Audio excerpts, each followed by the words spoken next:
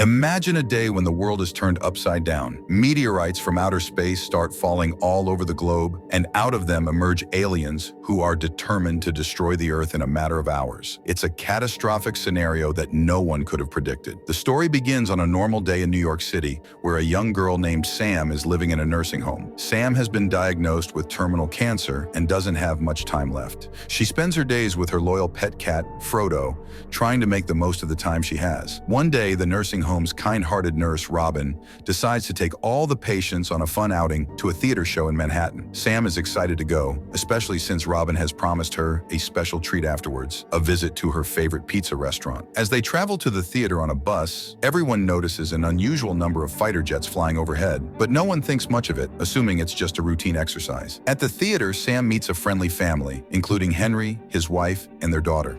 As the show begins, Sam gets a bit bored and decides to explore the theater with Frodo. She buys some chocolates and enjoys the snack while taking in the sights and sounds. Just as the show is ending, Robin receives a mysterious message warning everyone to leave the city immediately. He's not sure what's going on, but he knows they need to get out of there fast. Sam is disappointed. She was really looking forward to that pizza. She reluctantly boards the bus with the other patients, but as they start to leave the city, something strange catches her attention. Everyone on the bus is staring out the window in shock and horror. Sam looks out to see what's happening, and that's when the chaos begins. As the day takes a turn for the worse, thousands of meteorites suddenly appear in the sky above the city, descending upon the unsuspecting population. One of the meteorites crashes near Sam's bus, sending a massive shockwave that releases a thick green dust into the air. The dust reduces visibility to almost zero, and Sam, fearing for her life, starts to move forward in a desperate bid to escape. They seem to be some kind of alien, and they're attacking anyone who makes a sound. Sam watches in horror as people around her are dragged away by the aliens. She knows she has to get out of there, and fast. She starts to run, but her escape is short-lived. A car explosion rocks the ground beneath her feet, and she falls unconscious. When Sam comes to, she finds herself back at the theater, surrounded by hundreds of survivors who are all hiding from the aliens. Henry, the man she met earlier, is by her side, his hand clamped over her mouth to prevent her from making a sound. Sam realizes that Henry must have carried her back to the theater while she was unconscious. As she looks around, she sees Robin, the nurse, who hugs her tightly and returns her pet cat, Frodo. Robin had found Frodo on the road while fleeing from the aliens. The survivors are all frozen in silence, knowing that even the slightest sound could attract the aliens and seal their fate. Just then, a helicopter flies overhead, broadcasting an announcement to the survivors. The aliens, it seems, are only attacking people who make noise. The government is planning a rescue mission to evacuate the survivors, but until then, they must remain silent and hidden. As the announcement from the helicopter continues, the survivors inside the theater are frozen in silence, listening intently, but their attention is suddenly diverted when Frodo, Sam's pet cat, slips out of her hands and runs toward the main gate. Sam and Robin quickly follow, trying to catch up to Frodo before he makes any noise. As they approach the gate, they can hear the aliens gathering outside,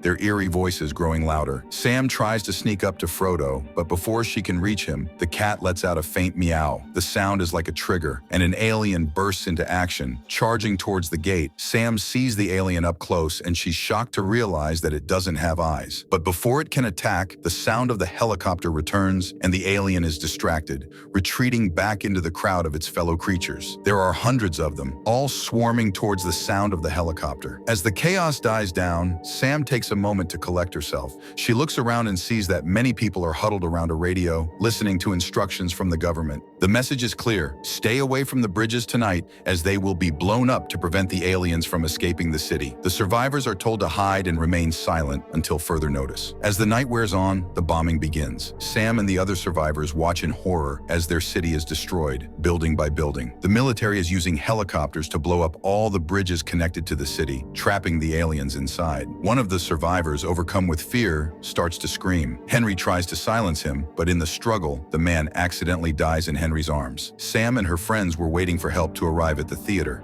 but then the emergency generator started making a loud noise. Robin, one of Sam's friends, ran to turn it off so that the aliens wouldn't hear them. But it was too late. An alien had already heard the noise and came to the theater. It killed Robin in front of everyone. Sam was very sad and scared. She realized that if she stayed at the theater, she would be next. So she decided to leave the theater alone in the morning. When she went outside, she saw that everything was destroyed. Buildings were broken, and there was debris everywhere. Sam found a broken store and took some food, supplies, and flashlights. She started walking on the ruined roads, looking for a safe place to hide. After a while, she came to a park and sat near a waterfall. The sound of the water was loud, and she thought it would be a good place to hide because the aliens wouldn't be able to hear her. While she was sitting there, she saw two children hiding behind the fountain. They were hungry and thirsty, so Sam gave them some food. The children had probably been hiding there since the day before, trying to escape from the aliens. Just then, a helicopter flew overhead and made an announcement. The scientists had discovered some weaknesses of the aliens. They couldn't see, which meant they couldn't find people just by looking. They also didn't know how to swim, which meant they were scared of water. The army was going to take advantage of this weakness by putting boats near the river outside the city. The people who were still alive could escape in these boats because the aliens wouldn't be able to follow them. The army had already blown up the bridges, so the aliens were trapped in the city. As the army's plan to distract the aliens was working, Sam saw her chance to move towards the river. She quickly gathered the two children and started moving forward, trying to be as quiet as possible. As they approached the river, Sam saw that thousands of other survivors were also making their way towards the water's edge, all of them trying to escape the city without making a sound.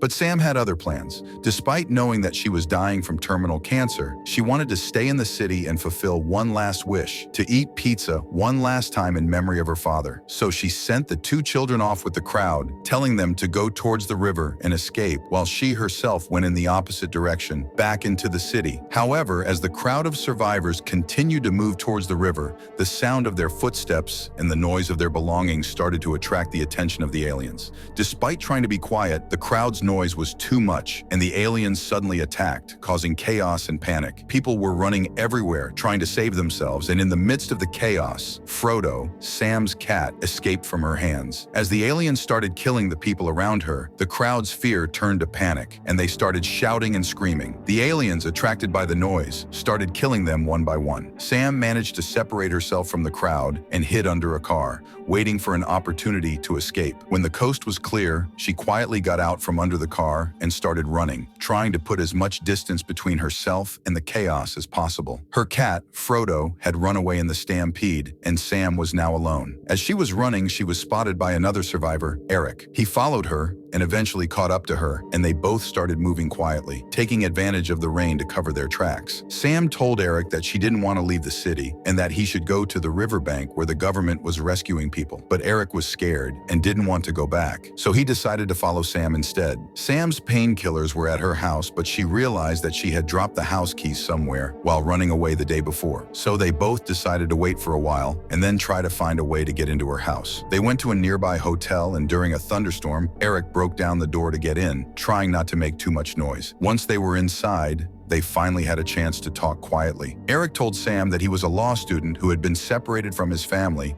and had come to the city alone from a far distance. He was desperate to reach his family safely. Sam shared her own story, telling Eric that she used to be a poet and writer, but had stopped writing after being diagnosed with cancer. She had one last wish before she died, to go to the same restaurant where her father used to take her and eat pizza one last time. That's why she didn't want to leave the city, even though she knew she was going to die anyway. She wanted to give up her life by eating pizza for the last time, and she was determined to make that happen. Sam knew that Eric wouldn't be able to make it on his own, so she decided to leave him sleeping and venture out with Frodo. The city was eerily deserted, with no sound anywhere. Sam quietly started browsing through the books in a ruined library, while Frodo kept a watchful eye out for any potential dangers. Suddenly, Frodo let out a warning meow, and Sam turned around to see Eric standing behind her. She was furious that he had followed her again and told him to leave her alone. In her anger, she accidentally dropped the books, which made a loud clattering sound. Sam knew that this would attract the aliens, and she quickly grabbed Eric's arm and started running. As they ran, they could hear the sounds of the aliens closing in on them. They tried to enter a nearby building, but the door was blocked by a briefcase. Eric managed to push the door open, but the briefcase fell to the ground, making another loud noise. This attracted even more aliens, and Sam and Eric knew they had to think fast. They quickly came up with a plan to distract the aliens. Eric would create a diversion by breaking the windows of nearby cars and setting off their alarms, while Sam would sneak away to safety. The plan worked, and the aliens were drawn to the noise of the cars. Sam and Eric took advantage of the distraction to slip away and enter a subway station. As they entered the subway station, they thought they had finally found a safe haven, but to their horror, they saw an alien waiting for them in the shadows. The train tracks behind them were flooded with water, and they knew they had to move forward to escape. The alien was still following them, and as they waded through the water, they realized that the level was rising rapidly. Eric and Sam started to discuss whether they should keep moving forward, but Sam was adamant that they couldn't go back. They had to keep moving forward, no matter what. Just as they were making their way through the water, the alien heard their voices and started attacking them. To save themselves, Eric and Sam jumped into the water, and as they had hoped, the alien was unable to swim. It drowned in the water, while Eric and Sam managed to swim to the other side. But the ordeal had taken a toll on Sam's health. She was already suffering from cancer, and the exertion of swimming had worsened her condition. Eric quickly found a nearby broken church and laid Sam down, trying to comfort her. As Sam lay there, Eric realized that she didn't have any medicine left with her. He asked her where he could find some, and she told him about a nearby medical store. Eric decided to go alone to get the medicine, leaving Sam behind. As Eric entered the broken pharmacy, he was determined to find the medicines prescribed by Sam, but just as he was about to grab the medicines, he heard a faint meowing sound coming from behind him. He turned around to see Frodo, Sam's cat, standing there, probably having followed him to the pharmacy. Eric quickly grabbed the medicines and started to leave with Frodo, but as they were walking back to the church, they heard a strange sound coming from behind them. Despite Eric's attempts to catch her, Frodo ran toward the sound, leading Eric to a construction site. It was there that Eric realized that an alien meteorite had fallen, and there were more alien eggs lying around. Eric carefully picked up Frodo and made his way back to the church, trying not to make any noise. Once they arrived, Eric quickly gave Sam the medicines, and after some time, her condition improved. As Sam's pain subsided, she began to open up to Eric about her past. She told him that ever since she was diagnosed with cancer, she had lost all sense of purpose in her life. She had even stopped writing books, something she loved dearly. She was just waiting to die, and her last wish was to go to her childhood restaurant where her father used to take her and eat pizza one last time. The next morning, Eric, Sam, and Frodo set out towards the restaurant, but to their dismay, they found that it had been burnt down. It must have been destroyed on the same day as the alien attack. Sam was devastated, feeling that even her last wish had been taken away from her. Despite the restaurant being burnt down, Eric refused to give up. He asked Sam to wait in a nearby building while he went inside to look for pizza, and to their surprise, he managed to find a pizza that had been left behind. The three of them, Eric, Sam, and Frodo, sat down to eat the pizza together. As they ate, Sam had a realization. She couldn't allow Eric and Frodo to die with her. She knew she was going to die soon, but she wanted to make sure they were safe, so she suggested they go to the roof of the building to get a better view of their surroundings. From the roof, they saw a last boat leaving from the nearby riverbank, carrying the remaining survivors. The army was following behind, ready to drop a bomb on the city to destroy the aliens. But many aliens were still standing on the bank of the river, unable to move forward due to their fear of water. Sam knew they had to leave, and fast. She told Eric that they should make a run for it and try to make it to the boat, but they knew it wouldn't be easy. There were hundreds of aliens standing on the bank, and they would have to find a way to get past them. Sam came up with a plan. She would create a diversion by making noise in the vehicles, drawing the aliens away from Eric and Frodo. This would give them a chance to escape, and even though she was dying anyway, she was willing to sacrifice herself to save them. So Sam started making as much noise as she could, drawing the aliens towards her. The shore was clearing, and the last rescue boat noticed that some survivors were still on the shore. They stopped the boat and waited. Eric, meanwhile, was running toward the river with Frodo, trying to reach the boat, but some aliens had noticed him and were chasing him. Eric jumps into the water just in time, escaping the aliens. Sam watches from a distance as Eric swims to safety with Frodo and reaches the survivor boat, where Henry and his family are waiting. Eric finds a letter in his jacket that Sam wrote before she died. In the letter, Sam says that she was already dying and had lost all hope. But when she met Eric, he gave her a new reason to live, to save his life and Frodo's life. Sam says that she found a new purpose in life, and that was to save Eric and Frodo. She feels happy and at peace, knowing that she was able to do something good before she died. The story then shows Sam walking down a deserted road, looking at old family photos and listening to music. She takes out her headphones and listens to the music, feeling happy and at peace. As the aliens arrive, Sam closes her eyes and dies, surrounded by happy memories and music. The story ends with a message, thanking the viewers for watching.